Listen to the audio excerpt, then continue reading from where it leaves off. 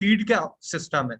अब जो हमारे पास फेसबुक का मार्केटिंग का सिस्टम है, मार्केटिंग का एल्गोरिथम है, वो क्या है? वो हमारे पास एक ऑक्शन सिस्टम है। फेसबुक के अंदर जो मार्केटिंग होती है वो होती है ऑक्शन बेसिस के ऊपर। अब उसको हम देखते हैं कि वो कैसे है। अब ऑक्शन क्या होती है, आप लोगों को पता है कि बोली लगना। अब जब बोली लगती है तो बोली के अंदर क्या होता है, हमारे पास जो भी हाईएस्ट बिडर होता है, जो कि सबसे ज्यादा हमारे पास किसी भी कीमत की हमारे पास वैल्यू दे रहा होता है, ठीक है, जब बोली लगती है सबसे ज्यादा पैसे दे रहा होता है, तो क्या होता है, उसको हमारे पास वो चीज मिल जाती है।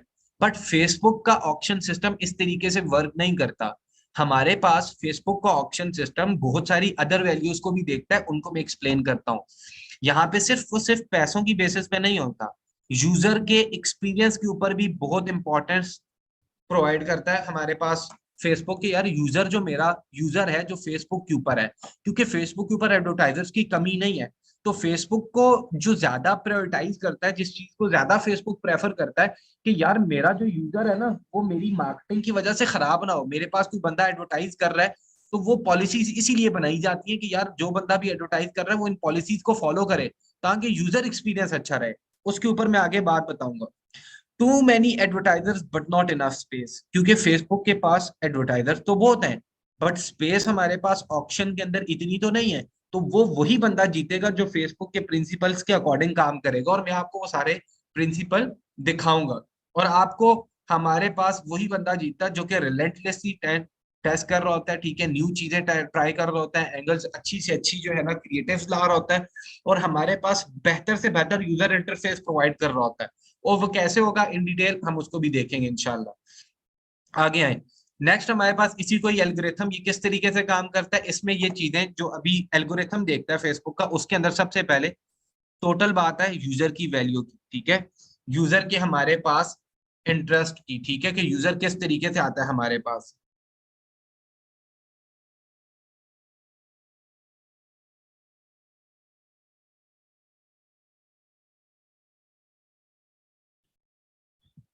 एक मिनट।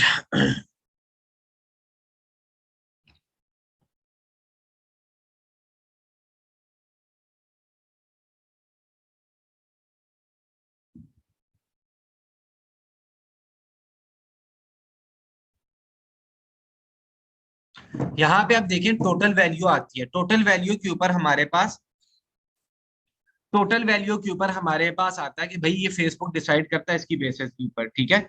हमारे पास नंबर वन चीज एडवर्टाइजर की बिड। देखो पैसे तो फिर भी मायने रखेंगे, पैसों की वैल्यू तो अपनी जगह है।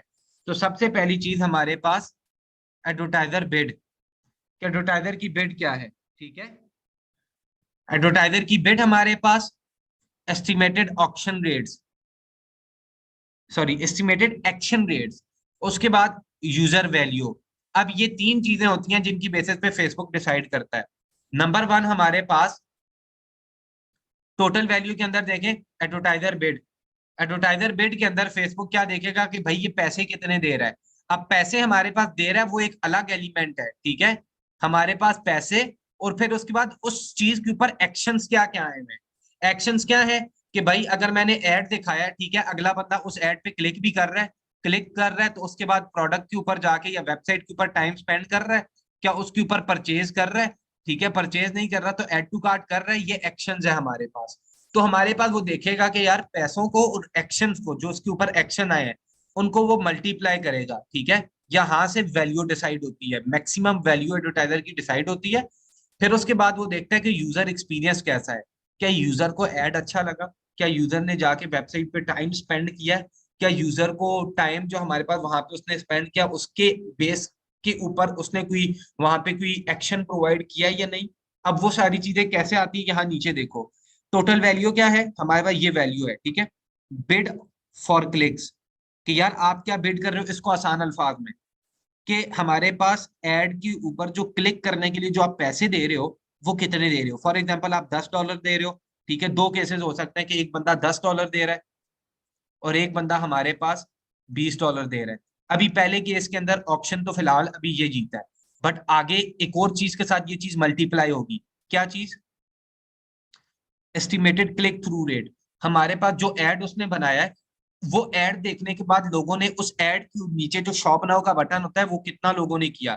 फॉर एग्जाम्पल इसके ऊपर अगर मेरे पास 20 लोगों ने किया हुआ है, या अगर इस पे मेरे पास 30 लोगों ने किया हुआ है और इस पे मेरे पास 15 में किया हुआ है, तो फिलहाल ये चीज जीतेगी। अब मैं यहाँ पे इसको मल्टीप्लाई करूंगा 10 into 30, हमारे पास ये कितना आ जाएगा, या फॉर एग्जाम्पल मैं इसको आसानी के लिए कर देता हूँ, इसको मैं 10 कर देता हूँ, ठीक है। 30 10 दर क्या हो गया, 300, ठीक है। और अगर यहाँ पे 20 10 दर 200 हो गया। अब हालांकि पैसे ये ज्यादा दे रहे हैं, ठीक है, बट ऑप्शन कौन जीत रहा है, ऑप्शन कौन जीत रहा है, 10 वाला जीत रहा है ना। अब ये कभी भी इस तरीके से हमें कैलकुलेट करना नहीं होता। अच्छा, ये कभी भी हम खुद ये चीजें सारी कर नहीं रहे होते हैं, ये कैसे वर्क करता है बैक एंड के ऊपर मैं वो समझा रहा हूँ, ताकि आप लोगों को ये पता हो कि यार हमारा ऐड अगर नहीं चल रहा तो वो क्यों नहीं चल रहा। आपसे कोई बंदा पूछ रहे कि यार ये आपका ऐड अगर चल रहा है, इसके ऊपर ज्यादा परचेजेस आ रही है, तो आपको लॉजिक पता हो कि क्या होता है, किस बेसिस पे हमारे पास फेसबुक डिसीजंस लेता है। तो वो हमारे पास ये चीज है, ठीक है। उसके बाद रेलेवेंस और क्वालिटी फैक्टर। रेलेवेंस क्या होता है हमारे पास, कि भाई रेलेवेंसी ये होती है, आसान अल्फाज में अगर बताऊं कि यार मैं इस बंदे के एड दिखा रहा हूं, इस बंदे के फोन के ऊपर एड अगर आ रहा है, क्या मेरा एड इस बंदे के लिए बना हुआ है या नहीं है, क्या ये राइट ऑडियंस है मेरी या नहीं है। रेलेवेंसी होगी तो क्वालिटी खुद ही होगी।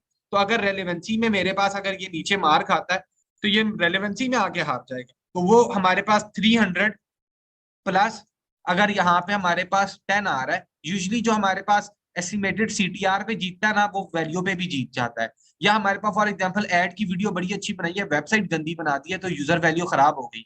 अब यहाँ पे अगर वो आया है 200 वाला बंदा, उसने अगर यहाँ पे वेबसाइट अच्छी बनाई, तो उसको यहाँ पे फेसबुक ने और पॉइंट्स दे दिए, तो भाई ये ऑप्शन जीत जाएगा। तो आपने सारे एंगल्स को देखना होता है जिनकी बेसिस पे आप डिसीजन करोगे, ठीक है। अब हमारे पास ये एक ऑप्शन होती है जिसमें क्लिक बेस्ड ऐड होते हैं, और एक ऐड वो होते हैं जो कि कन्वर्जन बेस्ड होते हैं, मतलब जिनसे हमें कन्वर्जन चाहिए होती है। दो तरह के ऐड हैं, एक जिससे हमें ट्रैफिक चाहिए या क्लिक चाहिए, दूसरा वो जिससे हमें परचेजेस चाहिए। तो परचेजेस जो चाहिए उसका थोड़ा सा डिफरेंट है। वो आप यहाँ पे ये देख लो कि इसके अंदर हमारे पास सिर्फ सीटीआर है ना, वेबसाइट का तल्लक ही नहीं है। यहाँ पे मतलब वो आगे वेबसाइट के ऊपर परचेजेस का तल्लक नहीं है, वेबसाइट का क्वालिटी में तो तल्लक है, बट आगे जाके परचेजेस का तल्लक नहीं है कि वेबसाइट पे कोई बाय करता है नहीं करता, उससे कोई मैटर नहीं करता। बट यहाँ पे जब आप परचेजेस का ऐड चलाते हो ना, उसकी ऑप्शन में फेसबुक ये भी देखता है कि यार बिड क्या चलाई है, बिड के बाद हमारे पास सीटीआर क्या आ रहा है, सीटीआर के बाद जब मैंने वेबसाइट पे भेजा है, तो मैंने अगर फॉर एग्जाम्पल 1000 बंदे भेजे हैं, तो 1000 में से मेरे पास कोई कन्वर्ट हो रहे हैं या नहीं। 2% वैसे जो है मार्केट के अंदर एक अच्छा कंसिडर किया जाता है कई इंडस्ट्रीज के अंदर। 100 में से अगर 2 बंदे कन्वर्ट हो रहे हैं, दैट मीन्स कि हमारे पास that's a good ratio of conversion. तो हमारे पास यूजली ये एक अच्छी कन्वर्जन रेट कंसिडर की जाती है इन इन कई कई इंडस्ट्रीज के अंदर। तो हमारे पास ये कन्वर्जन आपका रेट देखा जाता है और उसमें रेलेवेंसी देखी जाती है। तो ये बात क्लियर हुई।